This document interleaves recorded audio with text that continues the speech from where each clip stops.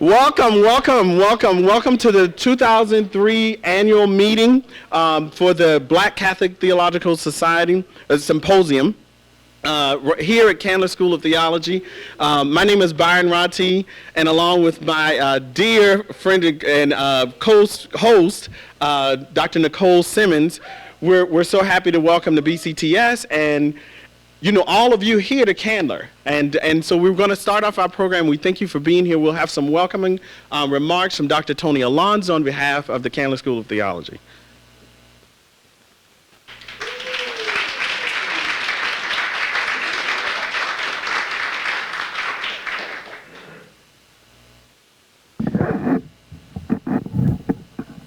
Hey everybody, we are so delighted you're with us. I was kind of sitting there with my friend Joe in the corner, observing that our very first Catholic Studies grad from Candler School of Theology, official, because we had some, like for real grad, was Larissa Harrington over here.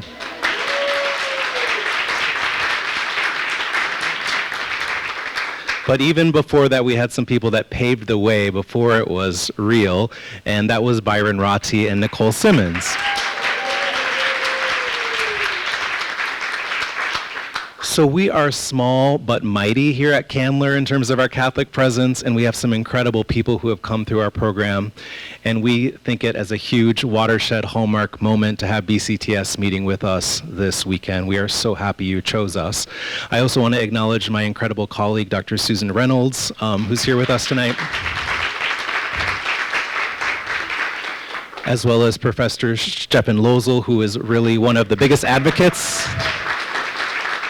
for all things Catholic at Candler. We hope you have a wonderful time. Thank you for being here.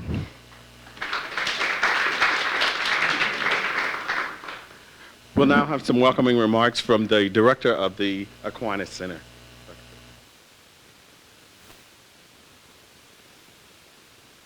Well, I'm brand new, and I've only been here for 2 months, but I was so excited when I found out that the BCTS was going to meet here, because I was at Bellarmine when you all met, because Joseph Flipper was my colleague when I was there.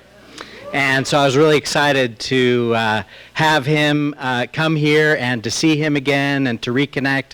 And so a lot of you look like familiar faces to me, and it's really nice to see you. And on behalf of the Aquinas Center is the Catholic Studies Center in terms of its outward-facing focus, providing programming for the school and for the community, for Emory, about the Catholic tradition. And so I'm so excited that you're here. We're so excited to provide dessert for you afterwards, and coffee, and anything that we can do in terms of hospitality. Please let me or Alice know. We're on the 4th floor of Candler. Come and visit us. Thanks.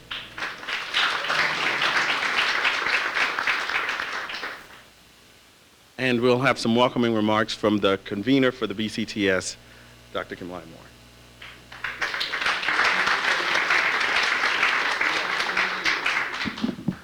I am pastoral, so I am going to start with, this is the day that the Lord has made. Let us rejoice and be glad in it. Give God praise. Oh, y'all can do better than that. Y'all, hey, give God praise on this day. Can I take this off?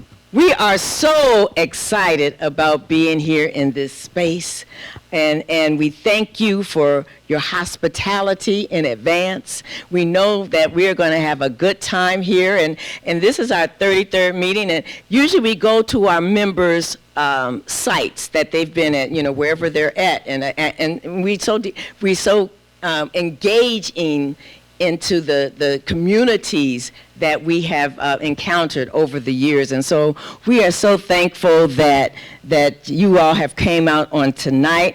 There are some special thanks I want to give, because, like I say, we are appreciative, and I was always taught we need to say thank you first and foremost. Again, the Aquinas Center of Candler School of Theology, Emory University. We thank you, Candler School. Emory, we thank you. Baylor University Press, which are they doing something later on for lunch in the next few days. The Archdiocese of Atlanta, Amen. Our Lady of Lords, I hear, is in the house. Amen. You got one of our Chicago pastors, Father Tom Jackson. We thank you for bringing him on out and bringing him down here. We thank you for that. We have special thanks to Jan Love, Mary Lee Harden, Willard Dean. Of course, the Reverend Dr. Teresa Fry Braun. I've heard her so many times. I missed her today, unfortunately, but I've heard her so many times at the Women in Ministry conference that Cynthia Hale has here that I usually go to. And so I just love hearing her. And she also comes to Chicago a lot, to Trinity United Church of Christ. Sam Martinez, Associate Dean of Admissions. Is he here by any chance? Okay. Kalia Williams, Associate Dean of Worship. She here? Okay. No, she's not here. Okay. Craig Hillis, again, Aquinas Center. Alice, yeah, give him a round of applause. We appreciate him. Alice Cameron, Aquinas Center. Yay. Antonio Alonso. Which one did I tell him? Right, thank you. And Nicole Phillips. Again, and again, we thank, yes, we're doing our listening session in a few days at Our Lady of Lourdes, so we thank Father Jeffrey Ott and for coming out, and we thank Ashley Moore from the Archdiocese of Atlanta, Office of Black Catholic Affairs. So again, and of course, my coordinating team, our associate convener, Timon Davis, who worked with Dr. Nicole and Byron on putting this incredible meeting together. And so we thank you for all your hard work, and it has come to fruition on today. I said, no, I used to be associate convener. I'm glad it's over. Amen. But we are so thankful. And again, we hope that you enjoy the lecture and all the things, and we hope to, and we'll be glad to, interact with you at the reception. So please plan to stay around at the end so that we can get to know each other a little better. Thank you.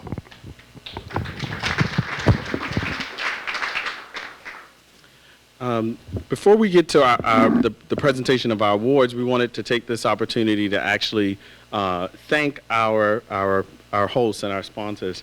A really big special thanks to Alice Cameron. Alice has been such a wonderful supportive ally to the Black Catholics here at Candler, and also the Black Catholic Theological Symposium. I had the honor, and Nicole also, of serving on the Aquinas board with Alice, and she served during some really hard times as the interim director for the Aquinas Center until we got Greg. And he came in and just was so wonderful in making sure that we had all the support that we needed to get this done, and we really do truly appreciate it. Along with that, I can't thank Dr. Tony Alonso enough. I texted him in the middle. I texted him in the middle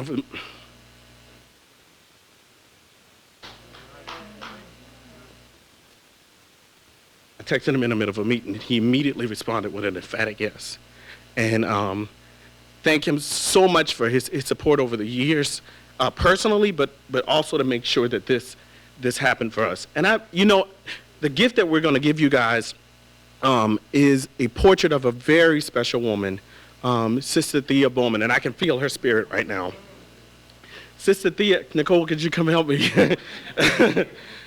Sister Thea was actually born and raised a Protestant. She was actually a member of the Methodist Church, and when it was a segregated church at the time under the central jurisdiction.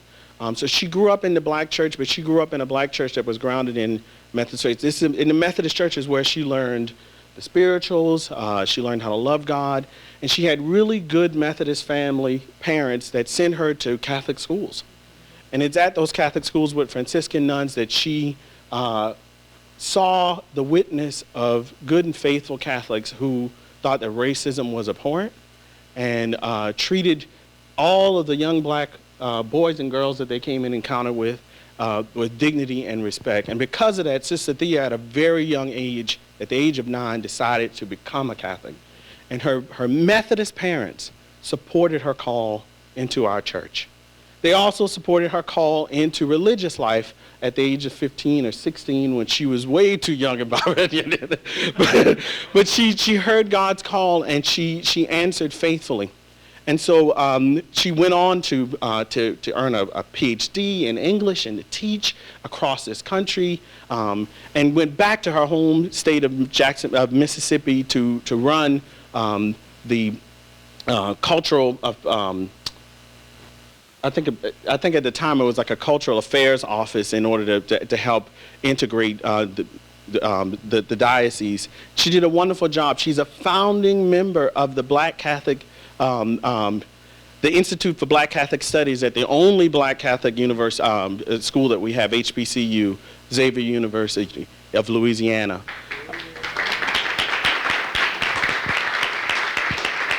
And she has undoubtedly touched the lives of all the elders that are in this room. They know her personally. She passed away at an early age, way too young, in her 50s, from cancer. But her witness to our church, to this society, and to the world lives on. She's now up for canonization. We ask you to pray for her canonization, that the world can witness the holiness that is in this room through her witness and her visible model as a saint in this church. Candler does have a lot of pictures around here. They love art, and a lot of the art is from another fellow Catholic. But we wanted to make sure that there was a visible icon of a Black Catholic in this institution. And so on behalf of Tony, on behalf of the Black Catholic Theological Symposium, we wanted to give you this photo of Sister Thea in order to make sure that as students come in here, they witness not only the ecumenical life that she lived, but also the Black Catholic faithfulness that has thrived here. And Greg, we knew you were on the 4th floor, and we wanted you to have one too.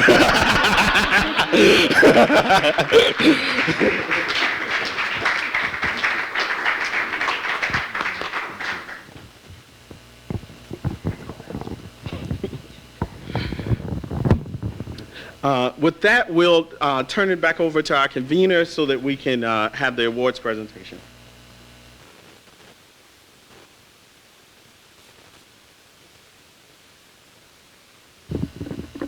That is just a phenomenal picture of her poetry. We love that.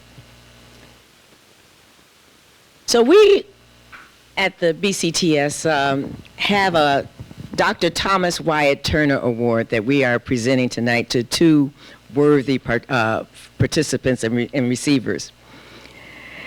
The Dr. Thomas Wyatt Turner was an American civil rights activist, biologist, and educator.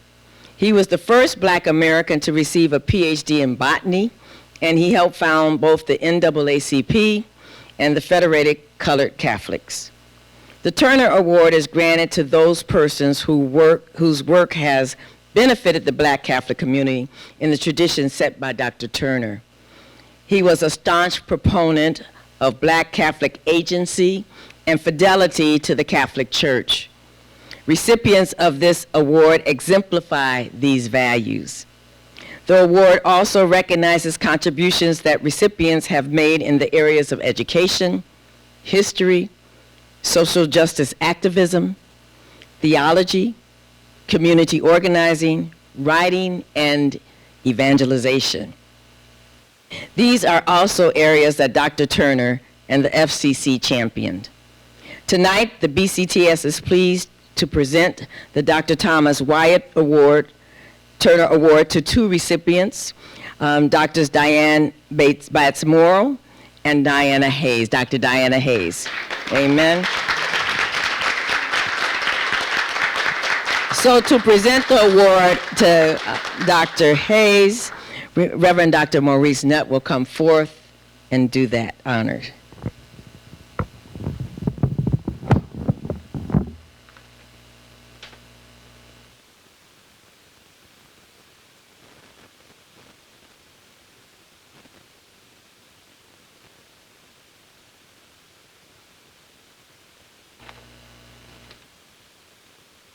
Dr. Nathaniel Samuel will present the award after I give a brief introduction.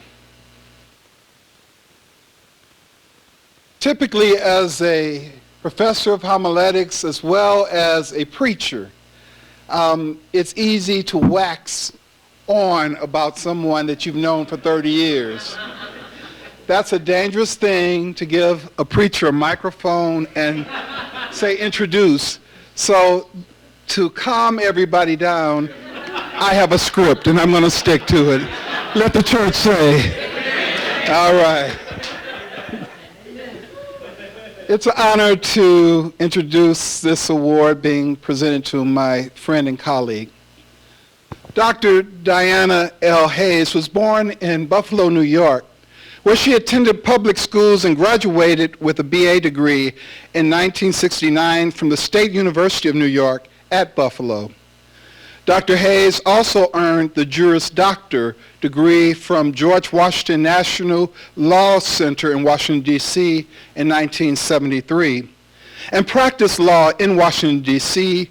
and Albany, New York for several years before returning to graduate school to study theology in 1980. She earned the STB, the Baccalaureate in Sacred Theology, and the STL, the Licentiate in Sacred Theology degrees from Catholic University of America in 1983 and in 1985, respectively, and a PhD in Religious Studies from the Catholic University of Louvain in 1988. At Louvain, she also was the first African-American woman to earn the Pontifical Doctorate in Sacred Theology. We need to take a moment.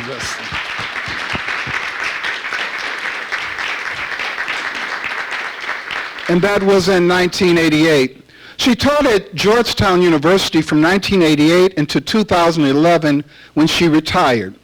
She was promoted to full professor of systematic theology in September of 2004. After retiring, she was named Professor Emerita at Georgetown. Presently, she serves as an affiliated faculty member at the Sankofa Institute of African American Pastoral Leadership at the Oblate School of Theology in San Antonio, Texas. She also serves as an adjunct faculty at the Catholic Theological Union in Chicago and at the Institute for Black Catholic Studies at Xavier University of Louisiana. She is the author, editor of 9 books and over 90 articles and chapters in journals and edited books.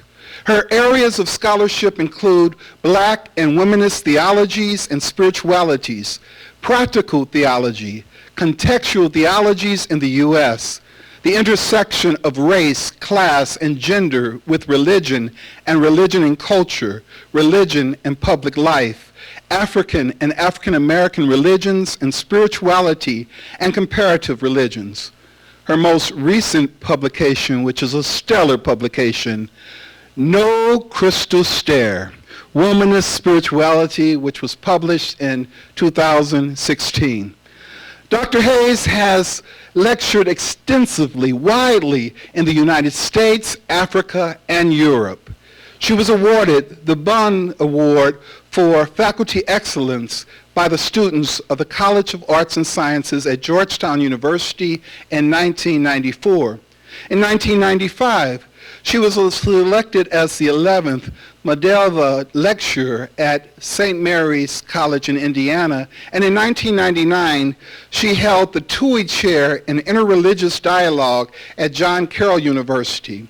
In 2001, she received the U.S. Catholic Award for furthering the cause of women in the church and received the Elizabeth Seton Medal from Mount St. Joseph College. In 2003, for Outstanding Woman Theologian.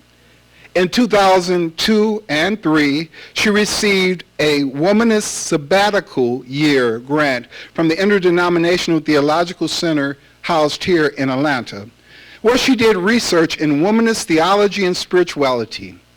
St. Catherine's College awarded her the Exaltrine Medal in 2005, and the Black Student Alliance of Georgetown University presented Dr. Hayes with a Vision of Excellence Award in that same year. In 2003, we're up to 2023. We're up to 2023. She was awarded the Medal of Honor by the Oblate School of Theology. Dr. Diana Hayes holds 3 honorary doctorates from Ursuline College in Cleveland, Ohio, St. Mary of the Elms College in Massachusetts, and my alma mater, Catholic Theological Union in Chicago. And it is a personal privilege that my first scholarly publication, she blessed me by forwarding down deep in my soul in African American Catholic theology of preaching. It is my honor. Please join me as you rise to your feet to honor our 2023 recipient of the Thomas Wyatt Turner Award.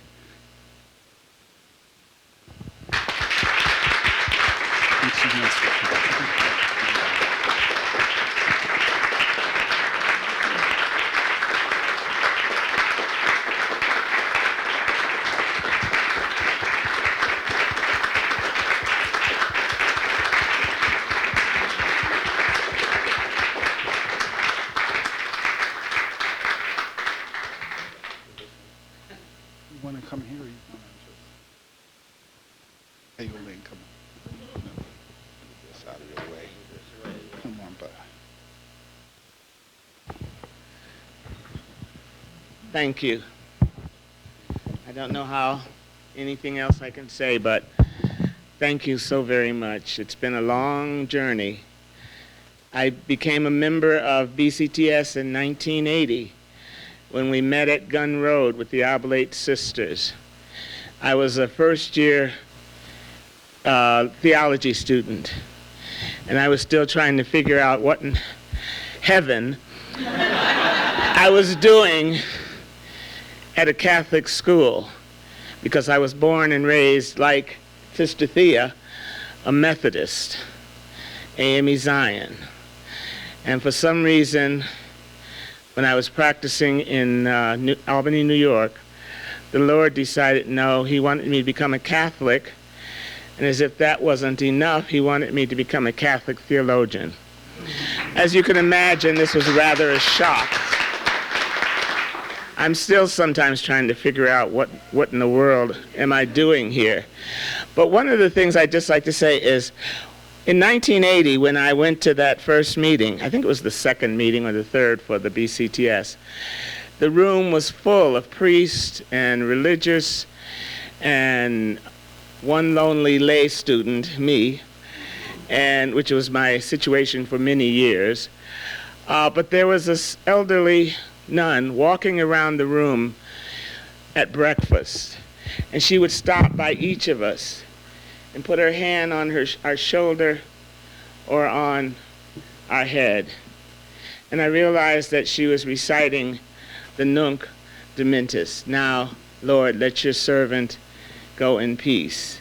She was thanking God that we were there. I thank God that we are still here. I can remember meetings with 3 people, but we still met. And now, look at this room. So thank you so very much for giving me this award, especially giving it to me in Atlanta. I didn't have to get on a plane, for which I am eternally grateful. Thank you so much.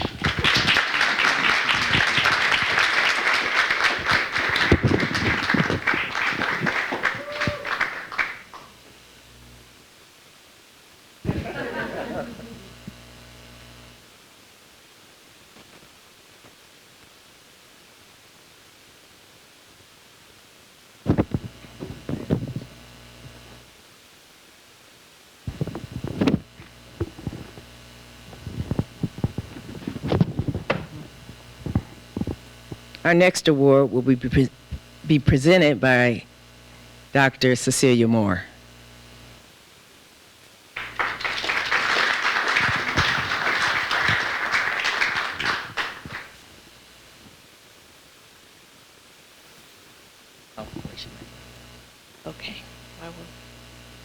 right. Good evening to everyone. I'm not a minister or a pastor or a preacher, but I will wax on for a little bit. It's a pleasure and a privilege to represent the BCTS in presenting the Thomas Wyatt Turner Award to Dr. Diane Batts-Morrow. The first recipient of this award was Josephite father Peter Hogan, who founded the Singular Josephite Archives, which remains one of the best and most important repositories of documents and other materials that are essential to writing and passing on the history of Black Catholics in the United States. It so happens that these archives and Father Hogan were very important to Dr. Morrow in her work to write about the Oblate Sisters of Providence. I can imagine the warm welcome she received whenever she came to work in the archives. I'm certain he had a twinkle in his eye on the day that you were there, on the days that you were there, making wonderful use of the treasures he saved. Dr. Morrow is Associate Professor Emerita of History and African American Studies at the University of Georgia. She taught courses focused on the African American experience in United States history. She graduated Phi Beta Kappa from Swarthmore College with a BA in history, earned her MS in social science education from the University of Tennessee, Knoxville, and her PhD in history from the University of Georgia.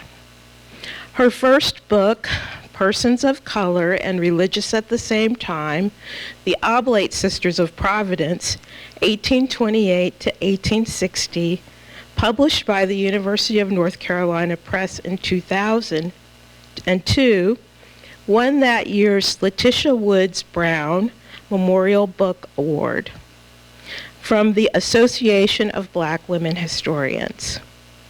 In 2004, the Conference on the History of Women Religious honored this work with its Distinguished Book Award. Dr. Morrow is currently working on the second volume, which continues the story of the Oblate Sisters of Providence, the first Roman Catholic Black sisterhood, into the middle of the 20th century. Dr. Morrow became a member of the BCTS in 2001 when she attended that year's meeting, which was hosted by the University of Dayton. At the Dayton meeting, she made a brave decision to travel by air to Dayton, so shortly after the 9/11 attacks. At that meeting, she presented the first of many magnificent papers to the BCTS on the Oblate Sisters of Providence, and twice her beloved spouse and the eminent historian, Dr. John Morrow, served with her on panels that we gave at the BCTS. And I also want to recognize that Dr. Morrow, the Dr. Morrow's daughter, Kieran Morrow, is here tonight too. We came to look forward to hearing her works in progress because we knew when she was on the program, we would hear a thoroughly researched and thoughtful historical account of the Oblate Sisters, their ministries, and the people they served and with whom they served in a given historical point in time. Her papers have style and substance. She is a master griot and a master historian. Because both are true of her, it didn't matter if she was on the morning or the afternoon program. No one drifted off to sleep when she was presenting, and she converted a lot of people into liking history. Everyone wanted to hear her next historical installment. While most members of the BCTS were aware of the oblates, their appreciation for these women religious cited in Baltimore grew as they learned from Dr. Morrow exactly how they faced various adversities, how they collaborated with local Black Catholic laity and other religious communities, how they experienced major events and movements of both Black America and Catholic America over the generations of their existence, and how they navigated social, cultural, and religious change over the centuries in ways that were fruitful, that were faithful to their founding charism. Whenever Dr. Morrow shares her scholarship with us, she creates a portal to the past that allows us to see how these important daughters of Mother Mary Lang, Venerable Mother Mary Lang, were and are creating life, learning, hope, stability, and dynamism in the Black Catholic community. Dr. Morrow, how we have enjoyed your work over the years. We've learned so much about the Oblates and our history as Black Catholics from you. You have taught us how important it is to give the best of ourselves to our work. Whether you are teaching, doing research in the archives, writing, or presenting, you, like your beloved oblates, make your oblation. And what a gift it is. What a gift you are. Dr. Morrow, we thank you, we honor you, and we love you. And we're proud to present this award.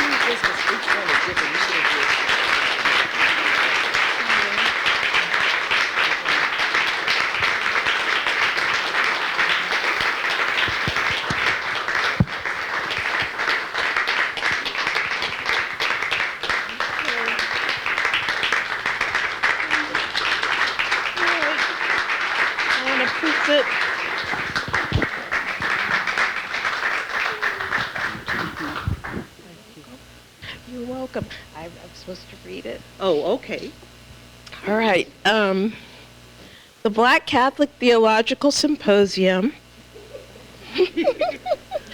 presents the Thomas Wyatt Turner Award to Diane Batts Morrow, PhD, educator, mentor, and author, to honor a lifetime of extraordinary research and scholarship on life in the United States and the heroic ministry of the Oblate Sisters of Providence.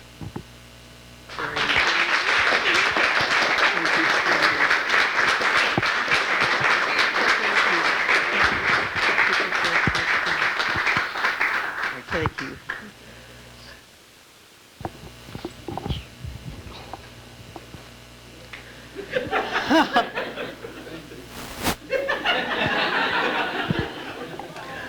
Well, I am certainly humbled by this award.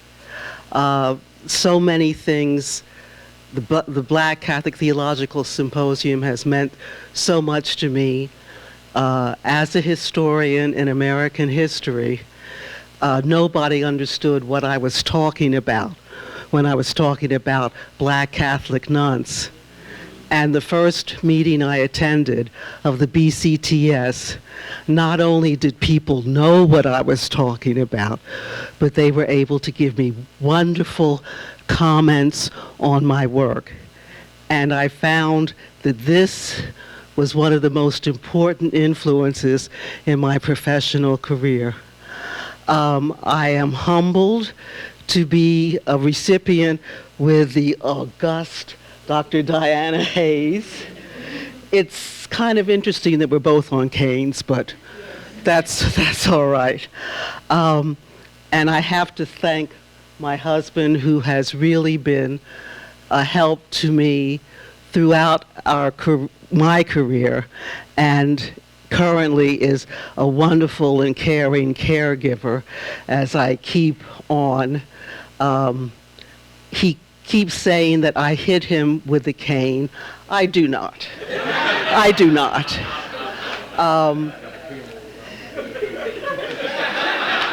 But that doesn't mean that can't happen in the future. Thank you very much. I really appreciate this.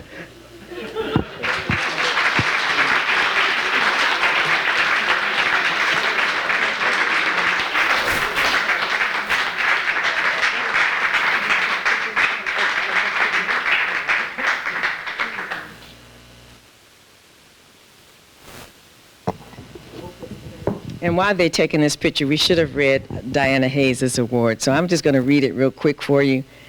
The Thomas Wyatt Turner Award to Diana Hayes, JD, PhD, STD. Amen. With esteem for a brilliant lifetime studying God in relationship with Black people and the Catholic community as theologian, professor, mentor, and author extraordinaire. So,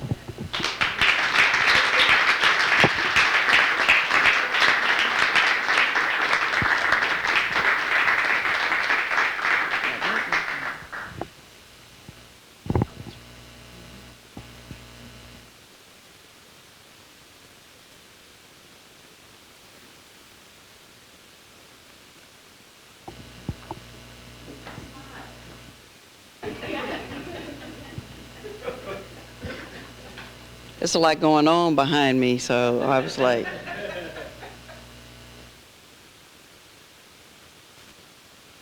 and so now to the next highlight, right? What an evening we're having. I'm having fun. I don't know about the rest of you. I've been eating good in Atlanta. And there was a promise of dessert. So I'm ready. Joseph S. Flipper serves as Marian Ann Spearin Chair of Catholic Theology and Associate Professor at the University of Dayton. His interests include 20th century Catholic theology, ecclesiology, and Black Catholicism in the United States. He is the author of Between Apocalypse and Eschaton, History and Eternity in Henry de Lubac? Did I do it? It would help if you would read ahead and then you wouldn't say that to yourself, right? Or out loud to the entire room. He is currently working on a book entitled The Black Catholic Movement and the Fight for the Local Church.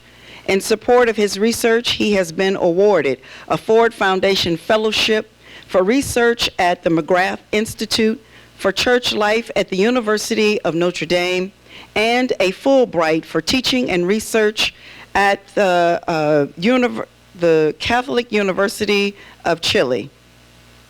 In 2021, he served as the co-chair of the Conference of Ford Fellows. Please welcome Joseph Flipper.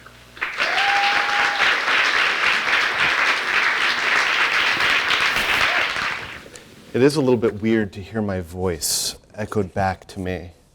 Thank you so much.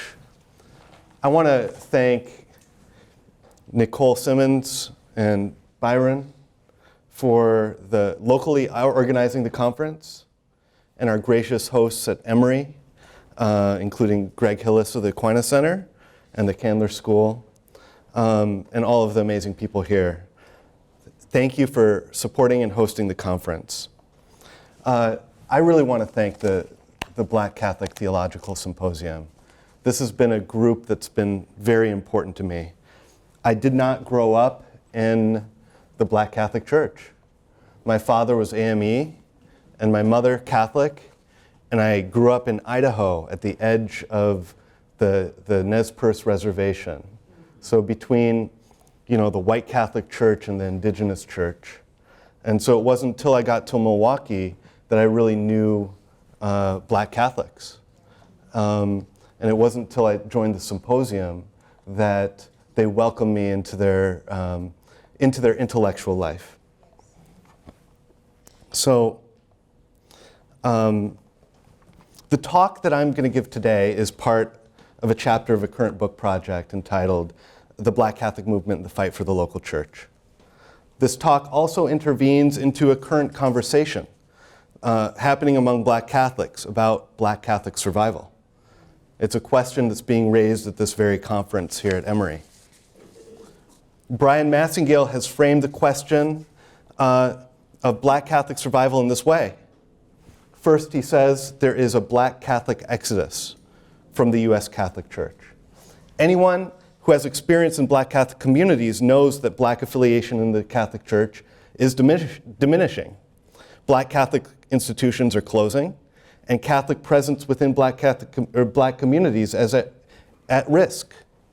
So there are definitely complex dynamics at play, patterns of affiliation and disaffiliation, changes in neighborhood demographics, and decision-making in the church frequently have a disproportionate effect on black Catholic institutions. What Massingale is pointing out, I should call you Brian, Father Brian, is real. So what he's pointing out is real. My church, St. Benedict the Moor in Dayton, Ohio, is a predominantly African and African-American parish. Under a diocesan-wide consolidation plan, the bishop has decided that it's going to be merged with several other predominantly white parishes. Its future is uncertain. So the second point that Massingale makes is that strategies of inclusion adopted by black Catholics, beginning with the Black Catholic movement of the 1960s and 70s, are in part to blame. The Black Catholic movement, period, began in 1968, continuing for about 30 years, during which time black Catholics developed their own organizations and culturally black Catholic worship, catechesis, and education. Numerous organizations were founded, including the National Black Catholic Clergy Caucus, the National Black Sisters Conference, the National Office for Black Catholics, the Institute for Black Catholic Studies, National Black Catholic Congresses, and the group today, the Black Catholic Theological Symposium. Numerous projects arose from this movement, including the hymnal, Lead Me, Guide Me. Now, while these projects were significant vehicles for black Catholic life, he says that they also betrayed a fundamental stance towards the U.S. Catholic Church, seeking to smooth over discontinuities, alienation, and suffering that have been part of the black Catholic experience. He claims that the primary, though not exclusive, stance of the movement was the assertion that we are authentically black and Catholic. This phrase appears in the 1984 U.S. Black Catholic Bishop's Letter entitled What We've Seen and Heard. It's a phrase that's often been repeated to denote black Catholic identity. Brian calls it a quasi-official collective response of black Catholics that sums up the aims of the black Catholic movement. The phrase suggests, quote, black Catholics should, and I'm quoting from an article that he wrote, could and should offer their distinctive cultural gifts to the wider church, as European ethnic groups have done, and that this does not dilute or threaten genuine Catholicism. So the problem is not the phrase, but the assumptions within it. For Massingale, it represents the affirmation of compatibility and continuity between black faith and Catholicism, and denies contradiction or tension. This phrase, authentically black and truly Catholic, black Catholics have used it to seek to present themselves as good, faithful members of a white-dominated church. And what Massingale calls the default bias towards integrationism has been destructive to black Catholic community. Finally, he calls for a new paradigm of black Catholic identity in the U.S. church that's inspired by black nationalist and radical thought. So, oh, that was kind of loud, I'm sorry. I do not disagree with Massingale's primary point. that the strategies of inclusion have not been successful. But I want to question the description of the Black Catholic movement as a movement primarily driven by a default bias towards integrationism. Instead, what I'm going to argue is that the default bias of the Black Catholic movement was Black Catholic self-determination. And there's a much longer arc to this story, but for the purposes of this talk, I'm going to limit my discussion to a period of furious institution building and theologizing that happened between 1968 and 1971. During this period, the primary project of the Black Catholic movement was the fight for the African American ordinariate. That is, a self-determining governance structure, independent from the US Catholic bishops. And its most revolutionary theological move was quite traditional, namely deploying papal teaching and Vatican II's ecclesiology in support of Black autonomous local church structures. So this project died, but I think it's time for it to be revived. That's why I want to return to the beginnings of the Black Catholic movement to understand the vision at work, perhaps the spirit at work in Black Catholic communities at this crucial moment. It offers us, I think, resources for understanding our mission and our vision for the church. So this is just a brief outline that I'm going to follow. First, I'm going to discuss the theology of the local church that was affirmed at the Second Vatican Council. Then I'm going to zoom in on the Black Catholic movement over a period of 3 years, during which Black Catholics were developing their understanding of the local church in new ways. So, from 1962 to 1965, Catholic bishops from around the world met at the Second Vatican Council. They produced 3 documents that would enshrine the theme of the local church within Catholic doctrine: Lumen Gentium, Orientalium Ecclesiarum, and Ad Gentes. I'm sorry, Ad Gentes.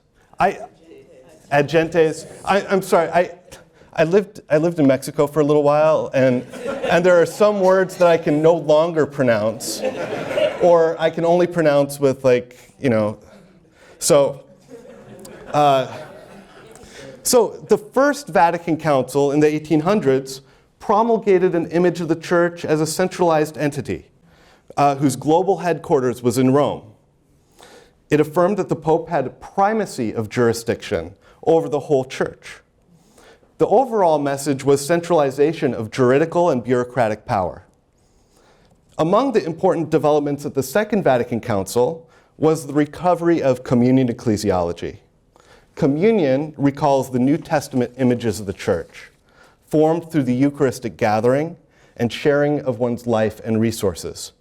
According to Vatican II, the church is the communion of local communions. Vatican II shifted attention from the centrality of to the centrality of the Eucharist and local embodiments of the Catholic Church. The Second Vatican Council described the church from 2 primary vistas. The first affirmed that each local church in communion with its bishop is fully the Church of Christ. The second vista concerned the rich and legitimate diversity of local churches. So, concerning the first vista, relationships between the universal church and the particular churches. This is a key passage from Lumen Gentium. I'm going to read the first.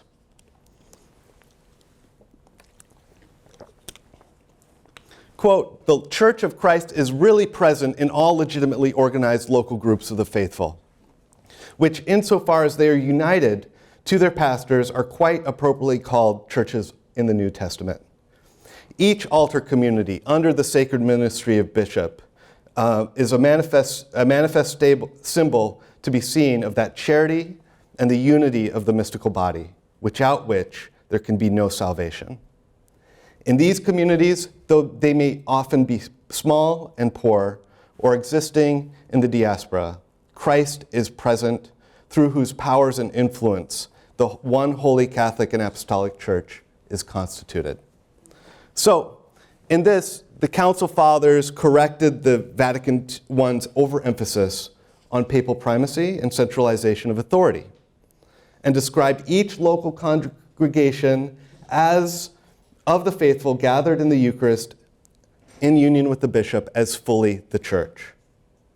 Exemplifying the second, which is over here, Ad Gentes described the diversity of local churches as the effect of the transformation of God's word. It states, the seed is the word of God, which is the word of God, grows out of the soil watered by the divine dew. It absorbs moisture, transforms it, makes it part of itself, so that eventually it bears much fruit. So indeed, just as happened in the economy of the Incarnation, the young churches, which are rooted in Christ and built on the foundations of the apostles, take over all the riches of the nations, which have been given over as an inheritance. They borrow from the customs, the traditions, wisdom, teaching, arts, and sciences of their people, everything which could be used to praise the glory of the Creator, manifest the grace of the Savior, and contribute to the right ordering of Christian life. The young churches refer to the churches whose founding is still recent, or those that developed under colonization, as opposed to the patriarchal churches who claim to be founded by apostles, or those who have a much older provenance. Ad Gentes was composed at a moment in which African countries were becoming independent and from colonial governance, and church institutions were being handed over to indigenous direction. The missions were no longer directly supported by colonial enterprises, and missionary activity had to be the domain of indigenous Catholics. So there's no doubt that the Council Fathers understood these young local churches as complex, diverse realities. But they also imagined a clear direction, a clear teleology. They would evolve from a mission territory to an apostolic territory to a local church. Indigenous clergy and bishops would take over the leadership of the young churches. Religious orders with indigenous religious sisters and brothers would grow, and Catholics of each local church would be missionaries to their own people. While these developments might not always be uniformly smooth, the Council documents anticipate a truly post-colonial situation in which the unique culture and of the people can find expression. In effect, Vatican II presumed a situation that has never been attained in a sustainable way for Black and especially indigenous Catholics in the United States. Indigenous people in the US have largely continued to live under settler colonial conditions, and indigenous Catholics never developed an indigenous clergy or control over the local institutions. Historically, Black Catholics operated under similar circumstances. Black Catholic churches were largely designed and designated as missions, operated by white missionary orders or diocesan clergy, and Black Catholics lived largely within racial segregated systems of American Catholicism. This is something that I've recently discovered. By 1948, there were over 400 missions and churches designated for the exclusive use of Black Catholics. They were not allowed to develop their own clergy, and they lacked the authority to develop their cultural resources in service of the gospel. To give a point of comparison, in 1948, over 400 Black Catholic churches and missions. There were about 1,500 national parishes at that time for European Catholics.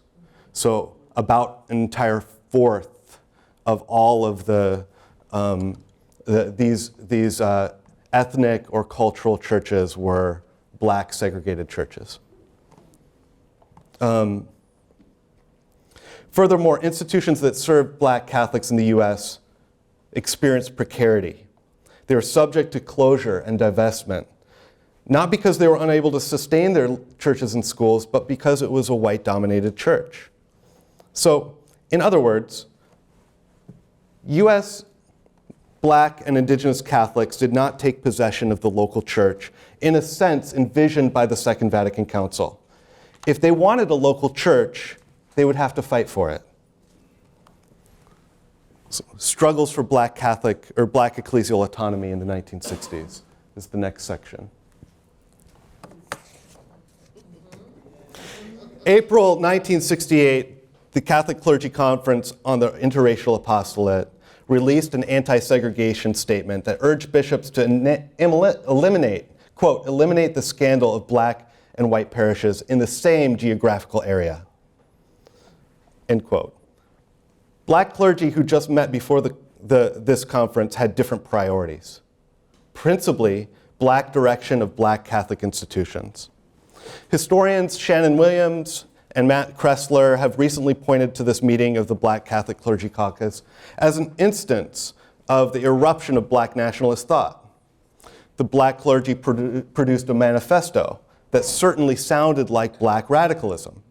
The often repeated introductory statement says, quote, "The Catholic Church in the United States is a white racist institution," end quote. But when you read the rest of the document, it's more indebted to Vatican II than to Malcolm X.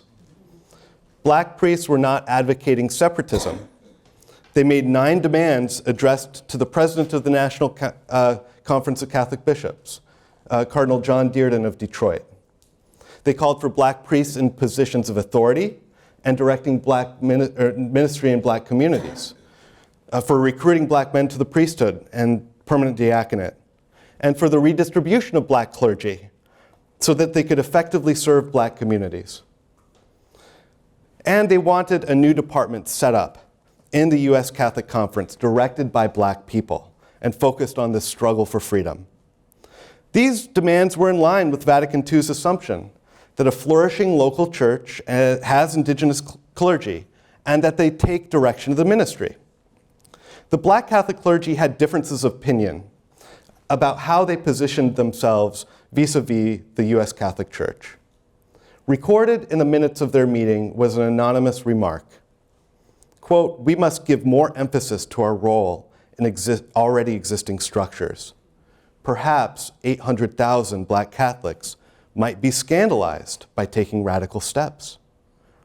Father Albert McKnight, on the other hand, was thinking in more radical directions in terms of the economic and social fabric of ecclesial life.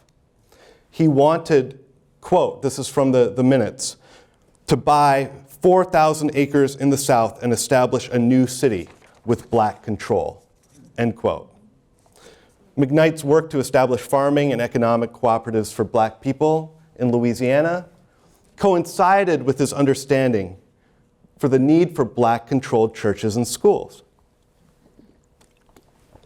At this first meeting of the Black clergy, the question was, do we fit ourselves into already existing ecclesial structures, or do we work to create autonomous ones? This group of Black clergy met again in November of 1968 in Washington.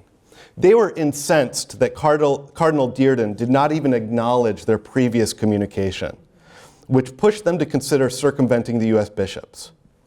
Marianist brother Joseph Davis, who's from Dayton, Ohio, who would become the first director of the National Office for Black Catholics, reported that the 9 demands of the letter were reduced to 1 at this meeting.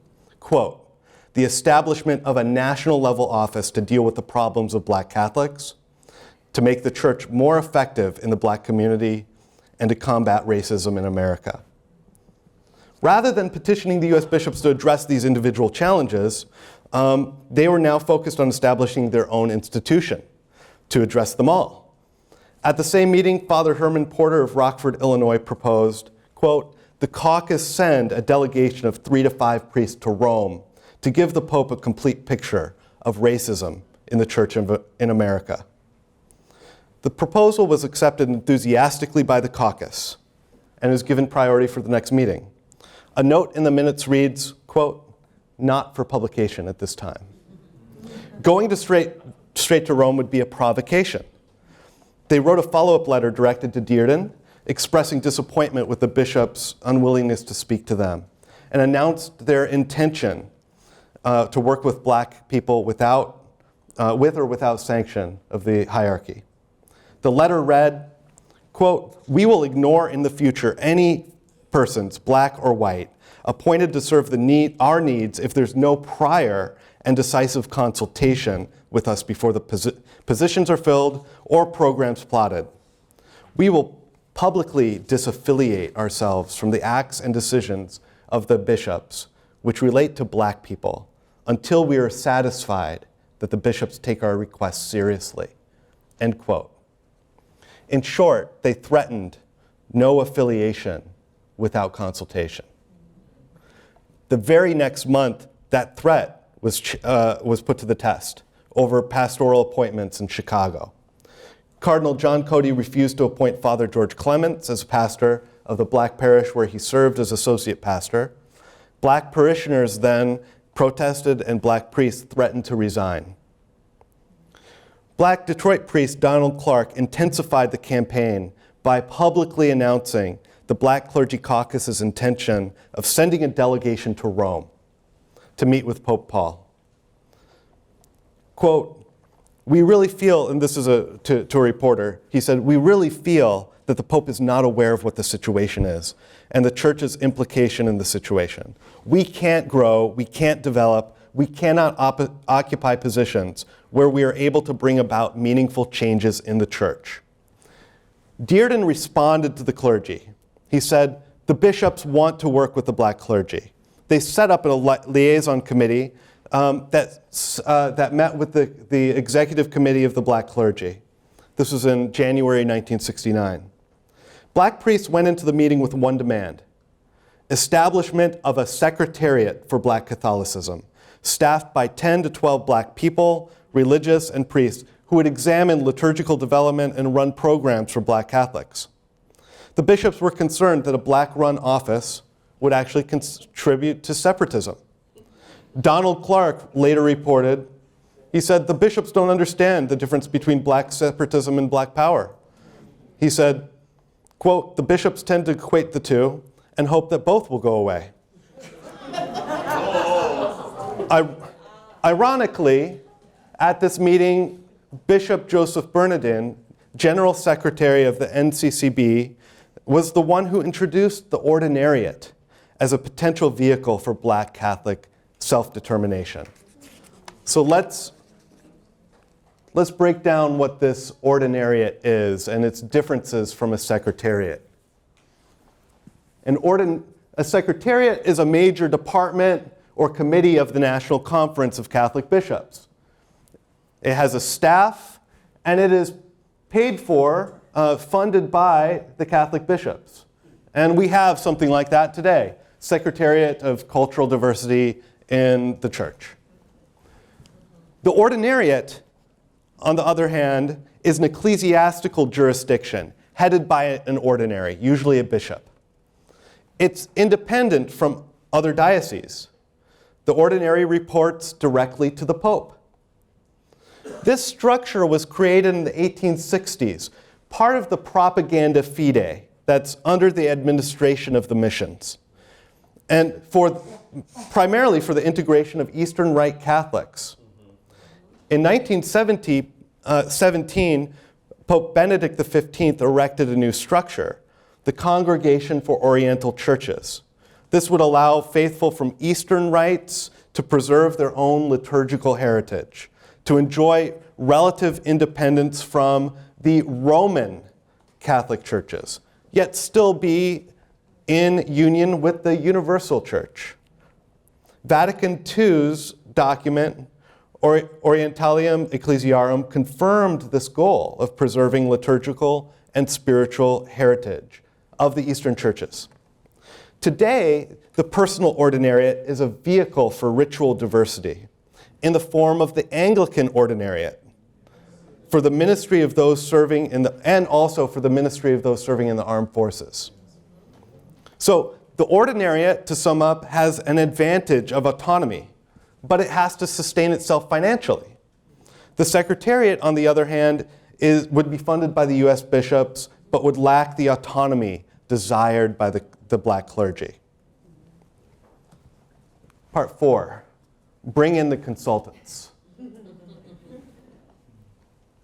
Opinion began to move towards another option, a third option, a structure that would become the National Office of Black Catholics.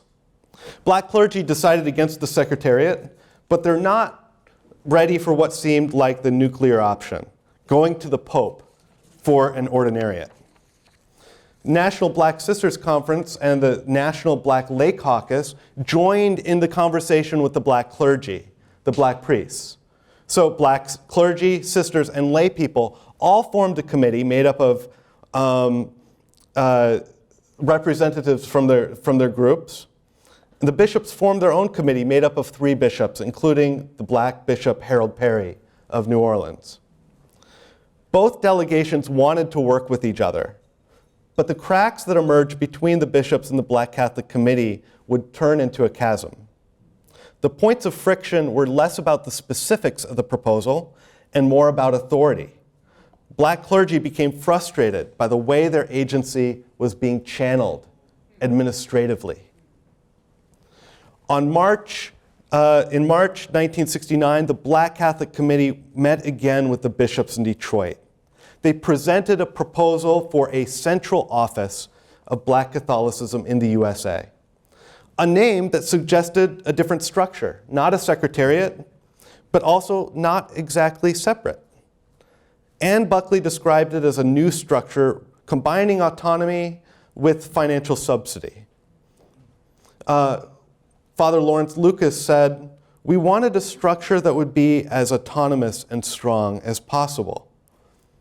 The bishops favored the proposal, but it had to pass through the National Administrative Board of the U.S. bishops. Moreover, the bishops wanted support from religious orders involved in what was called the Negro Apostolate.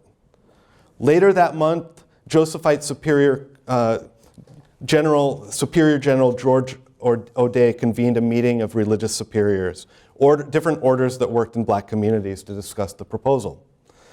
And that brought, which was presented by Brother Joe Davis, the key points of concern. Would the national office cultivate separatism? And what would that do to the work of religious orders in black communities?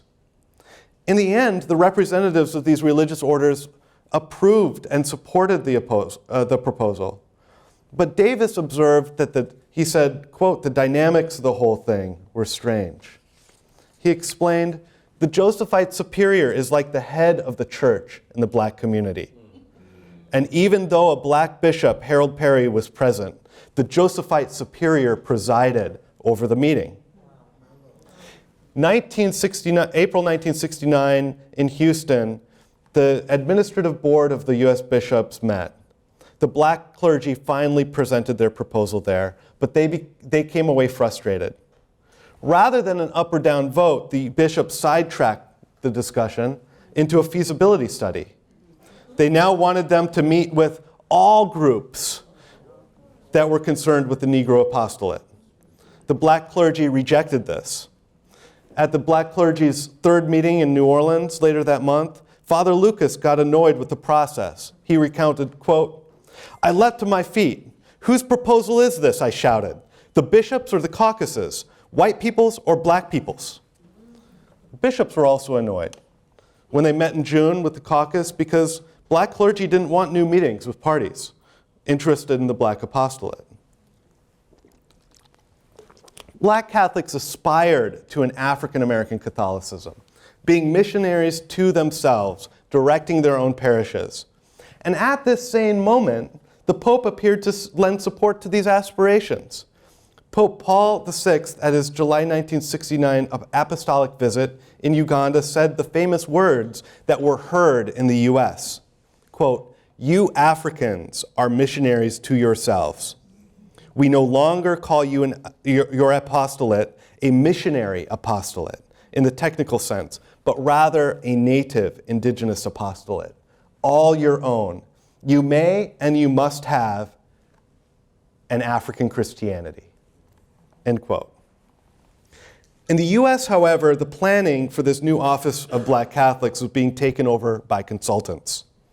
In November 1969, the bishops approved an initial outline for the office, and they had allocated a budget for planning, but they controlled the purse strings.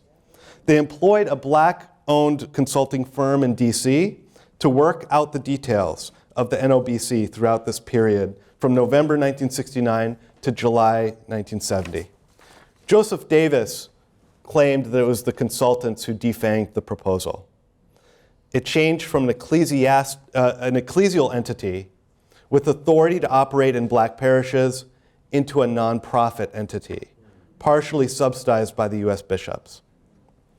This is true, but the proposal contained some clear weaknesses. The national office was a compromise. Some Catholics had a problem with it because they saw it as separationist. Perplexingly, others supported the national office in the name of black power. Lawrence Lucas, for example, believed a national office funded by the bishops would be better positioned to share power of the U.S. Catholic establishment than the ordinariate. I have a hard time understanding this. In his book, Black Priest, White Church, one might think he inherited a concept of black power from Malcolm X. He dedicated his book to, quote, my mother and Malcolm X. But Lucas denigrated black Catholics who are content to do their own thing. In the conventional Catholic parishes, he called them Negro Catholics, or lovely black sheep. He wanted these black sheep to become black people, endowed with black power consciousness. His more confrontational approach was ostensibly more radical and perhaps inspired by movements for reparations. However, power sharing with the white church also meant to continue to function as a minority within it. This is kind of the devil's bargain. But there's another reason some preferred a national office. The weakness with the ordinariate was that it was a clerical model. Black lay people, black sisters, had been deeply engaged in these conversations. They did not want a new patriarchal structure. The boards of the black women, religious, and the clergy met in Pittsburgh in 1970, and according to the minutes, it was to formally exchange authority regarding the national office. Benedictine sister Joyce Williams reflected on the meeting. She said, I learned that we thought we sisters weren't getting along and that we had our problems. But when I saw what the men have, I knew we worked really well together. The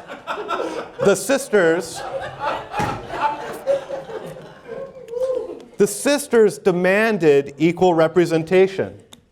Originally, the 32-member board for the national office only allocated 4 positions to religious sisters. They insisted that they have 8 members. So it was going to be 8 sisters, 4 brothers, 4 priests, and the rest lay people. So for a nonprofit organization, this is not so surprising. But if the national office operated as a local church, this would truly be a novel arrangement. Black Catholics envisioned a new ecclesial structure that would provide self-direction and autonomy, yet with the capacity for collaborative efforts and the ability to run in every diocese. They imagined a national office would be able to coordinate across dioceses. The problem was Catholic diocesan structures were not at all built for this. Consultants helped them to design a nonprofit organization, but not a new Catholic ecclesiastical jurisdiction. As a result, the national office lacked recognizable ecclesial authority. It would be dependent on the cooperation of local bishops and pastors, who mostly did not want to cede authority to black people for their parishes, missions, and schools. So the national office opened in July 1970 with an interim budget of a little over $45,000 from the bishops, but mostly from black parishes. Brother Joe Davis was its first director. A new manifesto.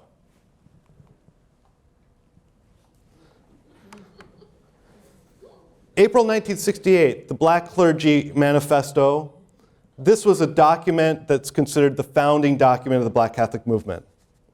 But there's another statement that I think is more significant because it kept alive advocacy of Black Catholic autonomy.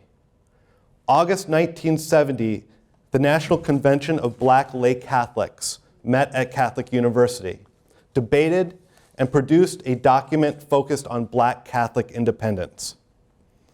It reads, we view with alarm the rapid pace with which the church is dying within the Black community, not because of our disinterest or unfaithfulness to the principles of Jesus Christ, but because of the tragic and total failure of those who so long have exercised the missionary role among us, to be sensitive to us as a people with a particular culture, heritage, and history. We find that the American bishops of this country have failed miserably to exercise their responsibility as successors of the apostles. We have reaffirmed our belief in the liberating message of the gospel, and we are determined that the Catholic Church, since it involves us, will reflect these liberating principles wherever it affects any Black person in America. And so when I was reading Father Brian's article, I thought of this. I'm like, this could have been written 50 years ago. What's new about this document is its authors and its audience. Its authors are Black lay people, concerned that the organizational structure of the church does not allow for meaningful participation of Black people. And it's not written to the US bishops. Instead, it's written to the Most Reverend Luigi Raimondi, Apostolic Delegate to the United States. In this manifesto, they endorse the establishment of the national office, and they list several demands. These are not exactly in order, but number one, we insist on the parish community autonomy and self-determination, with the belief that the body founded on this philosophy will be the basic Black power structure in the Black parish community. 2, 4 regional Black bishops, designed around the 4 regions of the national office that were closely connected to what the clergy and the sisters were doing. They were meeting in these different regions. So 4 regions that Black Catholics of each region elect the Black bishop, that the American hierarchy consecrate the elected bishop, and this bishop possesses his own legitimate diocese. Number 3, that all policy decisions on the parish level would be made by elected lay representation, which would make special provisions to incorporate youth. And it added one more thing. This convention urges the creation of a delegation of Black Catholics to seek an audience with His Holiness Pope Paul VI with a view to putting before the Vatican an agenda of urgent proposals relating to the welfare and involvement of Black Catholics in this country. There's something innovative here. They demand a structure that mirrors the autonomous Eastern churches. They would be 4 regions designed along the lines of the NOBC regions. Each region would have a Black bishop elected by the people of the region. This is a more radical manifesto than the one produced in 1968 because it calls for an African American local church that's independent from US dioceses. The convention members marched to the residence of Most Reverend Luigi Raimondi to deliver the manifesto addressed to Pope Paul VI. Raimondi was not at home. It was given to a housekeeper. At their November 1970 meeting, the US bishops agreed to national office plans. In the press conference, the bishops announced that they would provide $150,000 in funding to the office, but no subsequent funding. Black Catholic groups had expected $650,000 for a 1-year budget from the bishops to be approved as part of the initial part of a 3-year funding of $1.2 million. The Black Catholic delegation found out about this the funding at the press conference. They announced to a stunned panel of bishops and the press that they would not accept, quote, 1 penny of the racist money, end quote. Later, in a more measured tone, NOBC board president Charles Hammack, a layperson and a Philadelphia attorney, wrote to Joseph Bernardin, rejecting the offer. The letter said, quote, money is not the issue. What cannot be overlooked is the paternalistic, patronizing way in which these totally white-controlled funds are handled.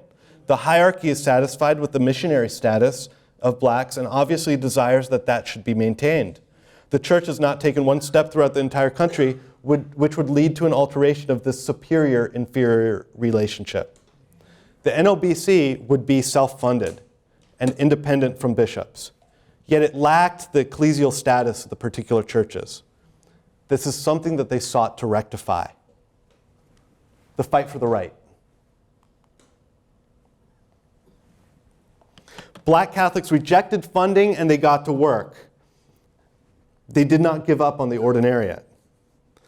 At the August 1971 National Convention of Lay Catholics in Detroit, 1,600 participants expressed two desires. First, they called for a black ordinary for the Archdiocese of Washington.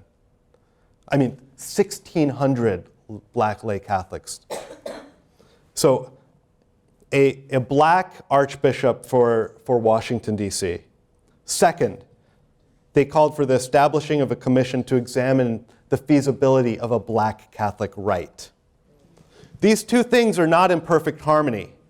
The first was a call for representation within the structures of the U.S. Catholic Church. The second was really a call for change of those structures. Some said at this meeting that they would consider leaving the church and forging a separate black American Catholic Church. In September 1971, priests and clergy met jointly. They dedicated their meeting to Angela Davis and held a black mass, which included a black power salute. At the meeting, they agreed to pursue both a separate rite and black archbishops in areas with significant black Catholic populations.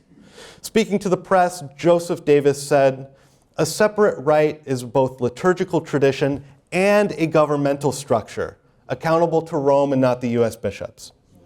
He said, "A black Catholic rite would provide, quote, greater flexibility in terms of developing structures that would strengthen the church and the black community," end quote. Father Lucas announced that they were going to submit to the Pope and the U.S. bishops names of candidates for a black archbishop of Washington, D.C. Using less than polite vernacular, he said, "This man will be the head N-word in charge."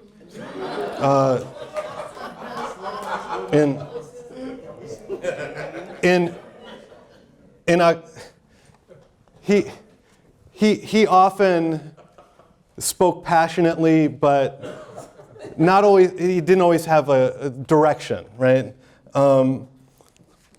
Always passionately. October 1971, six priests, women, and men religious, and lay representatives of the national office traveled to Rome to seek a meeting with Pope Paul VI. Concerned about the pastoral situation of black Catholic communities, they were chosen to take this message directly to Rome. Unsuccessful at gaining an audience with the Pope, they secured meetings with John Cardinal Wright, the prefect for the Congregation of the Clergy, the prefect of the Congregation for Bishops, the head of the Congregations for the Propagation of the Faith, and Undersecretary of State Giovanni Benelli. Jet magazine reported that the delegation explained to the American bishops that the American bishops have been, quote, lying to the Vatican about blacks in the American church. This fiery assertion reflected frustration with the marginalization of black Catholic leadership. This meeting was heated, responding to an assertion that the appointment of a black auxiliary bishop, Harold Perry, to New Orleans was an expression of efforts made for black Catholics in the U.S. Larry Lucas responded, "Bullshit."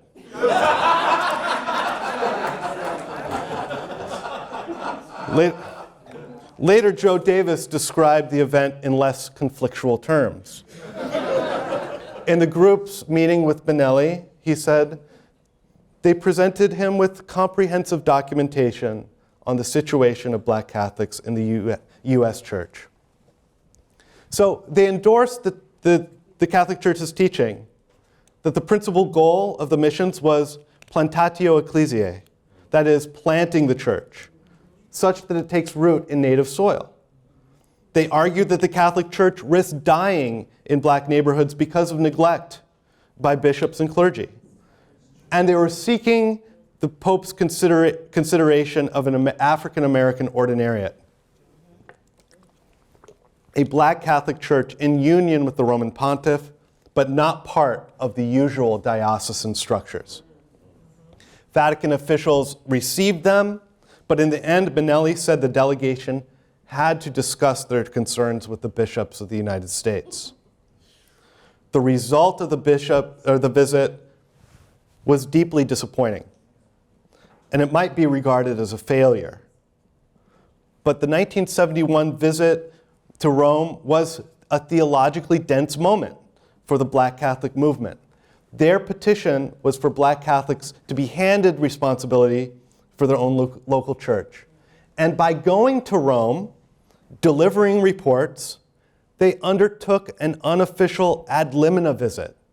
This is the kind of visit where bishops from a region report on the condition of the church directly to Rome. At that moment, they were essentially taking up the responsibility as leaders of the local church. So, concluding thoughts. The central project of the newly founded Black Catholic organizations from 1968 to 71 was the ordinariate. Even though the 71 trip ended in failure, the struggle continued. Black Catholic scholars in the 70s and 80s did research that supported adaptations to ecclesial governance. In the 1980s, lay people and clergy supported advancing an African American right. In the late 1980s and early 90s, black bishops intervened against the movement for the right. And the result was the rise of schismatic black Catholic churches, including George Stallings' his Amani Temple in Washington, D.C. In November 2009, Pope Benedict XVI wrote the Apostolic Constitution, Anglicanorum Coetibus, which established an ordinariate for groups of Anglicans to join the Catholic Church, yet preserve their spiritual and liturgical lineage. In Canada and the US, there are around 35 parishes and communities that belong to the ordinariate of the Chair of St. Peter, which has its own bishop and is independent from other Catholic dioceses. In other words, Anglicans received what Black Catholics have been fighting for. Black Catholics in the US have their own heritage, which admittedly draws from influences of the African diaspora, and how it's continually influenced North America. But these influences can be traced back at least to the Kingdom of Congo, which existed prior to the Anglican Church. Yes. Black Catholics greatly outnumber the 8,000 to 9,000 members of the ordinariate of the Chair of St. Peter. For Black Catholics, the promise of the Second Vatican Council has been realized only partially. I'm not arguing that every Black Catholic needs to belong to an ordinariate or every predominantly Black Catholic parish should belong to this ordinariate. I'm only suggesting it should be an option. The history of the struggle for the African American ordinariate, and I've only described a small slice of the history, reveals that the Black Catholic refusal of forms of ecclesial life that do not establish mutual and symmetrical relationships. It reveals a refusal for forms of life that do not allow self-determining ecclesial communities. A refusal of those forms of life that fail to allow a people to be missionaries to themselves. So positively, I believe that Black Catholic leaders in the 1970s understood something sharply that has perhaps faded for a lot of us. First, thriving Black Catholic communities require structures that allow for self-determination and preservation of their own institutions. They require structures that engender the preservation of long-held traditions, ways of passing the faith down, and ways of welcoming newcomers. They need their own pastors and lay leaders, and they require structures that enable them to enable us to remain part of the structured Catholic communion. These are exigencies for the Black Catholic community. They're also mandates of the Council, and it will require a fight for its realization. Thank you. I look forward to your thoughts.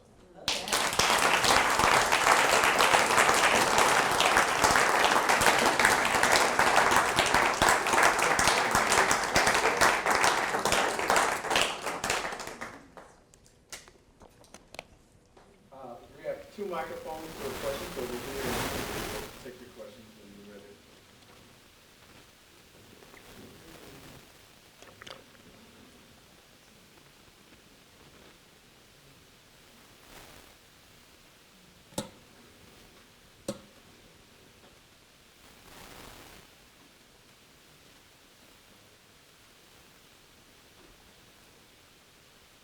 For that wonderful presentation. I think it really leads to a larger problem for that.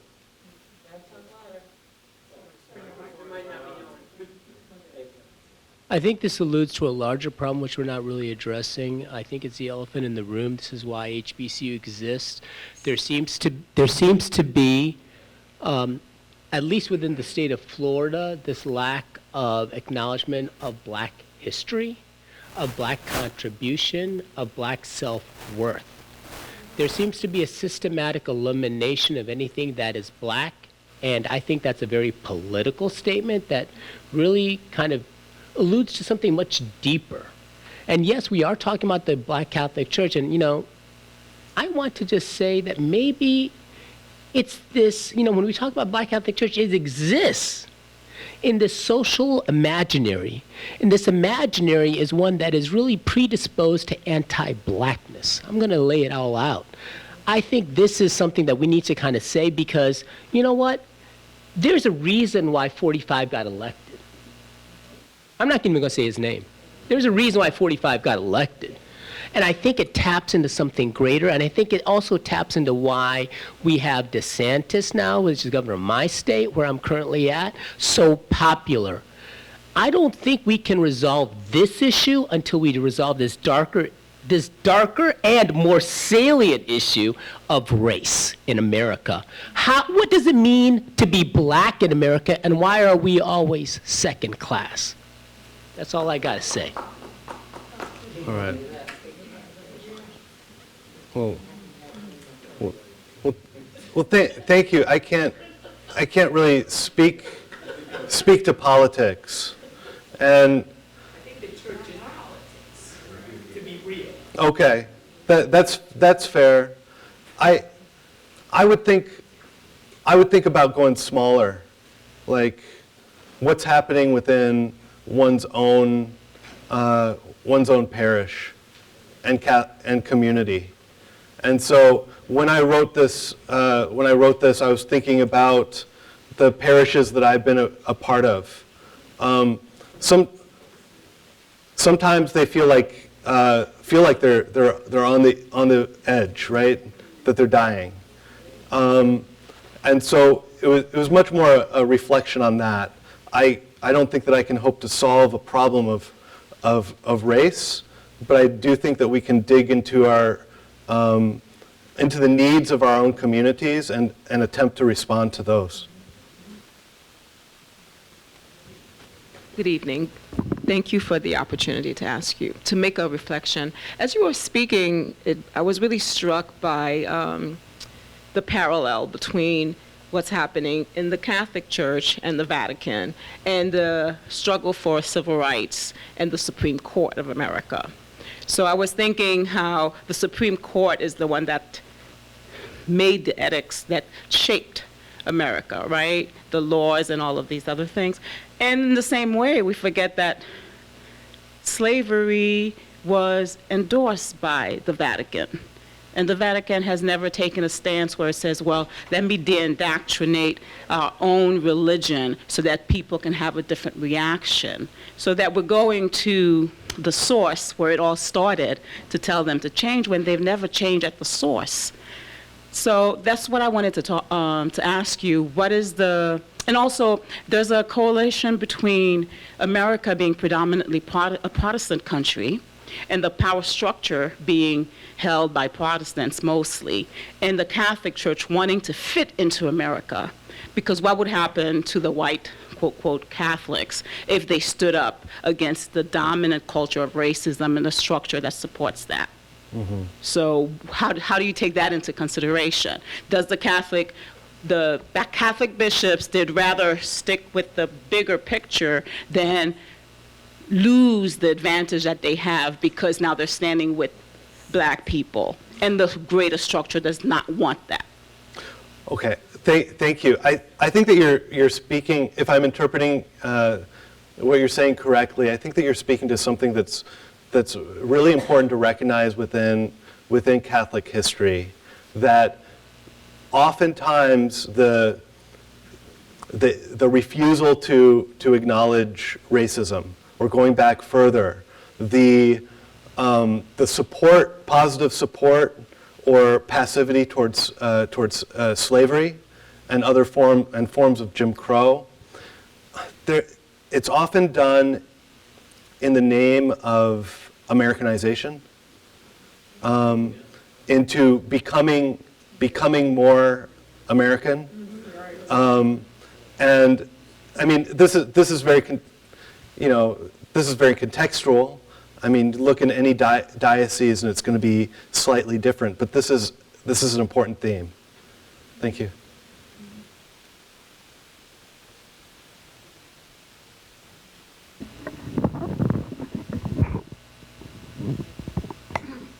I really appreciated your presentation, Joseph, and I was thinking that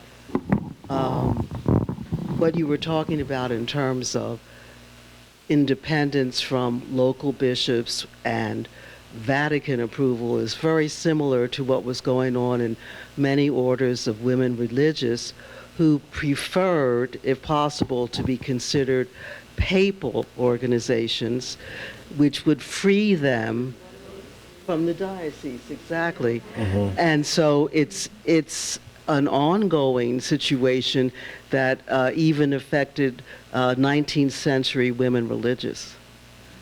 Well, that's a great point, and I did not think of that at all, so thank you.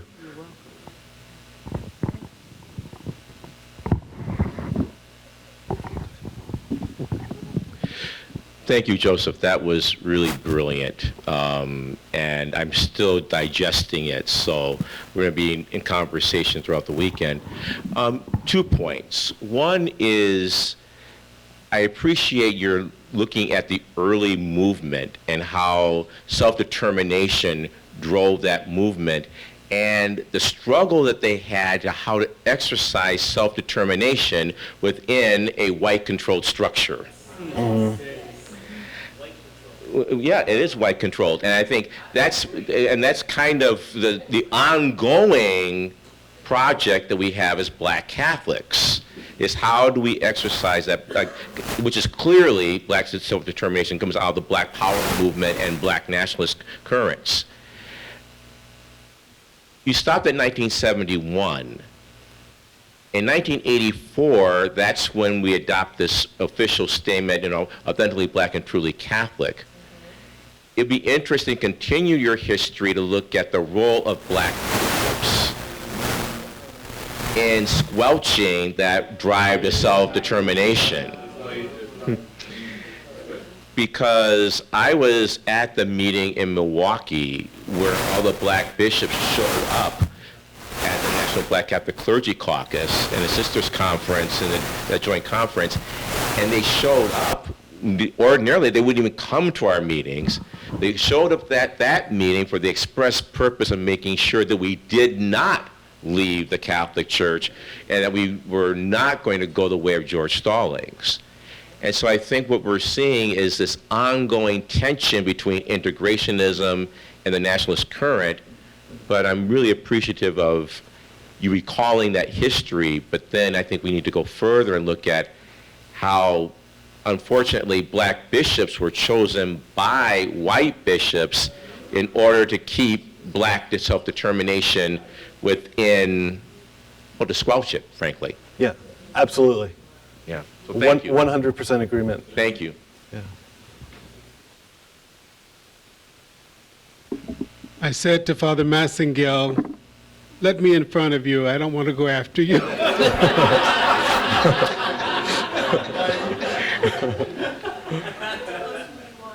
One thing that is a constant source of anger for me, one thing that tries often to squash my vocation, or rather continuing in Catholic priesthood, is the feigned ignorance of so many intelligent people. Yes. I have encountered very intelligent Dominicans who, for whatever reason, cannot understand that racism is happening. Yes. I have encountered African American bishops and priests who are not able to articulate what's going on inside of us. I've encountered white clergy that try to sell me a line that says racism can't exist in the church. The church is the body of Christ, therefore sin cannot exist in it. And I said, I agree with you. But I think I'd rather choose which bodies that I'm looking at. All of these individuals are pulled from a corrupt culture. Yes. In order to lead the church.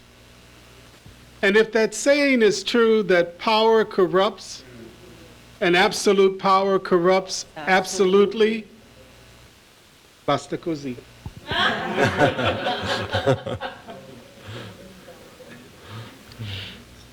When you were talking in reference to them just wanting it to go away, it made me think about a 1930 document that comes out of the Archdiocese of Newark, where my home parish was being formed by black Catholic laywomen. And the black Catholic laywomen took a census of the number of black Catholics that were there in Jersey City, Hoboken, and went to the bishop, who was Bishop Walsh, who later became Archbishop Walsh, to say that we want our own church. Jersey City, on the backdrop of Manhattan, is a community that the churches were formed as ethnic churches. If you look at the Archdiocesan collection of churches, the church is listed as Italian, Irish, Polish, German, Lithuanian. And my home church, which is the first black Catholic church in the state of New Jersey, in the Archdiocese of Newark, it is listed as the colored Catholic parish. But before the institution of that parish took place, when the women brought the 300 names of black Catholics, you see a census that says the survey of the Negro problem. We know that this is what was used in Germany, the Jewish problem. And so the reason that we don't have, or that including our own embodied races within our own bishops, racism, we have to acknowledge that, is because that desire to want to be so much like them that we crush and push down our own. And the self-determination becomes ephemeral, in danger of speedy disappearance.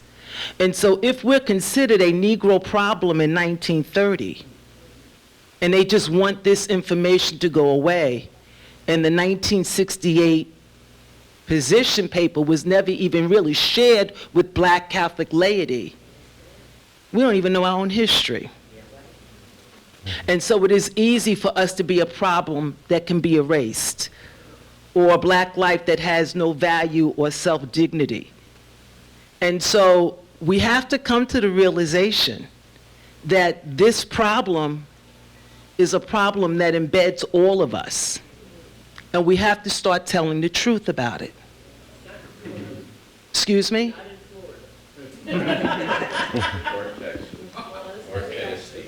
But it's not just those places, because New York City had a Jesuit priest at a parish that is a thriving parish who got up to preach at the cathedral for Black History Month and told the truth about the value of Black lives. And within a few months later, he was transferred out of that parish. But where was the community to stand up and challenge it? So we can't just say what's being done to us. We have to talk about what we let be done to us. And so, Father Massengale, you know, my conversation is not being radically Black. It's about being radically Catholic. Because the contextuality of what came out of 1969 and what came out of Pope Paul VI's mouth was an encouragement for us to be radically Catholic, a change agent. And we have to put that into place. And we have to stop being fearful. And on the foot end of that is the fact that we have a Black Catholic laywoman at this very moment in Rome who has taken the narrative stories of Black Catholics from all around this country with her, for them to understand that we as Black Catholic women are not going to be silent any longer. Whether we're not asking, Dr. Sean Copeland wanted me to say, let us stop asking for permission. This will be our last question. All right. I don't know if I want to be the last. Yeah. Just go ahead and do it. That's what I just said. Joseph, thank you so much. I adore your work, and welcome to Atlanta. Welcome to Emory. I want to invite you to maybe draw a historical or speculative connection between what you've offered here and the personal vignette that you began with, which is that your historically Black Catholic parish is being combined and condensed with other parishes. And that's a dynamic that we see replicated over and over again in cities in the Midwest, in the Northeast, and beyond. These parishes that very often were divested from for so long because of ecclesiastical racism are now looked at as, oh, well, this is, the sacramental index is low. This parish is not thriving. I wonder why. And so as a result, we see these parish closure processes playing out disproportionately, it seems, affecting communities of color, particularly Black Catholic parishes. So I guess it's similar to Father Massengale. I'm inviting you, I guess, to sort of fast forward and maybe draw some speculative connections between what you've presented here and the reality of the closure of Black parishes today. Sure. In order to step forward, I think I want to first step back and see where the reality or the existence of parishes that were designated for Black people in the United States came from. What are the origins? And there are diverse origins. Some of them were founded as missions for Black people. Some of them were founded by Black people and existed long before any kind of diocesan recognition. Some of them became Black because of demographic change, white flight. But if we look at the arc, by 1920, the number of national parishes was going down because the Code of Canon Law basically required bishops. They could not erect a national parish. It required geographical parishes. And what they said is those national parishes built for European ethnic groups, sometimes linguistic groups, the Poles, the Germans, the Italians, the Irish, those can stay open, but you can't build any more. So by 1920, Cardinal Mundelein in Chicago, in New York, they begin this process of consolidation. So this has happened before to European Catholics. But while these parishes are, the policy is becoming the geographical parish is the norm. Distinctively black parishes are growing. They're being created.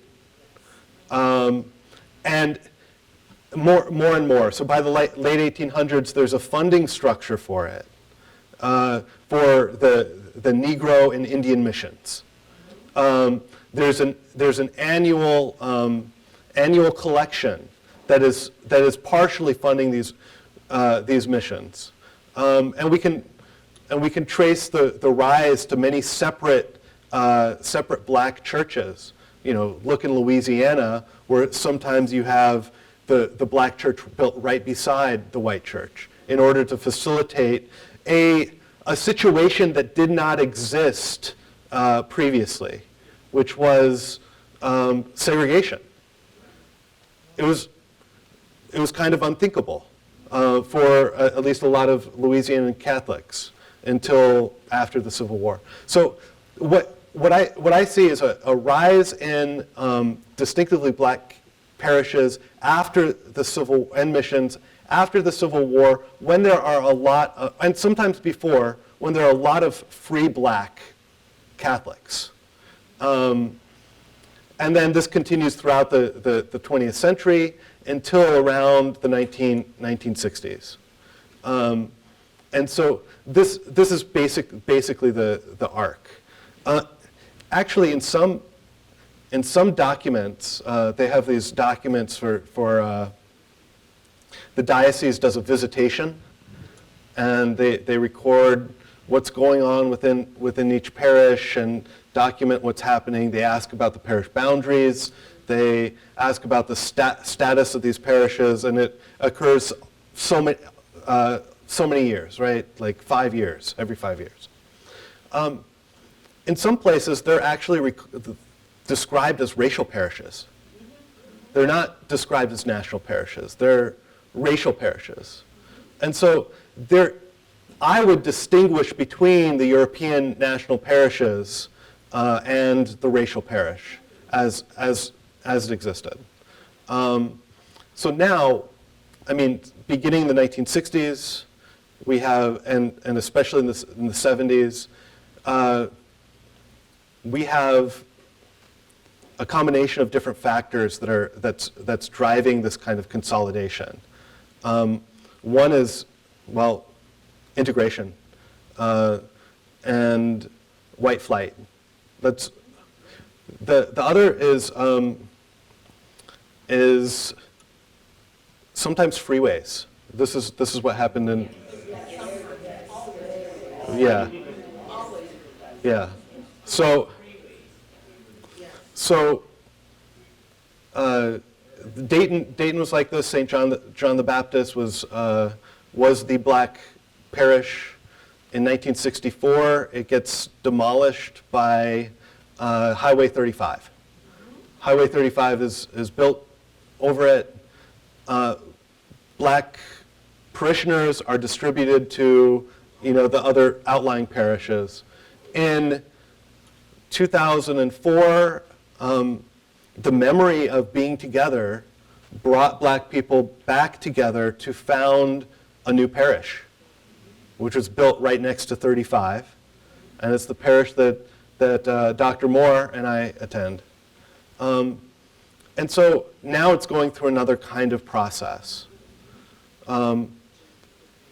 It's a process that everybody that everyone in the archdiocese is facing in some way or another. It's not exactly the same as it was in the 1970s. But in Dayton, my impression is that a lot of it is also being driven. The lower attendance of the black parish, the aging of this parish. Right now, it's composed of a younger group of Africans immigrants, many of them refugees, and an aging African American population. But why aren't their children and grandchildren attending? I think a lot of them have moved away. So we do see these demographic shifts contributing to some of these challenges. I don't think it's all simply like one cause, like racism. There are a lot of factors involved. So I don't know if I lost the question that you had. Yeah. Well, thank you so much, Dr. Flipper. Yes, please give him a round of applause. I'll just say, as a soldier, I was a member of the military archdiocese, which is global. You know, it's all over the place. So even this in my own little decolonial mind, some of this this talk about geographic parishes only matters when you're talking about people of color. But we'll give less than 1% of Americans actually are in the military, like less than 1%. We've created an entire diocese for them because of the, moving from one base to the other and not having your baptismal records. So just the practicality of that alone allowed the bishops to, the Vatican and our U.S. bishops to ask for this for service members. And we won't even do it for Black Catholics to help do this missionary work. So it's beyond just the Anglicans. Capitalism, the neo-military industrial complex, the church is willing to bend for that and not for us. We're going to ask our pastor at Our Lady of Lourdes, Father Jeffrey Ott, to give us a blessing, a prayer to close us out, and a blessing. I follow directions. And so, loving God, we just give you praise. We acknowledge your sovereignty here with us, among us, in us. And we bless your name as we leave this room, as we continue our discussions, as the Spirit works in us, as we sleep. We ask you to keep us and to guide us and to give us the courage of the Holy Spirit to do your will and to stand as our Jesus encouraged us to stand, as a holy people, as a people filled with faith. We ask you to bless us as we leave this place and grant us safety as we return to our homes. We ask you to bless the continuing proceedings of the BCTS. And we ask all of these blessings in Jesus' mighty name. And let the church say, amen. There's a dessert reception and some coffee for you guys, and we thank you for coming out.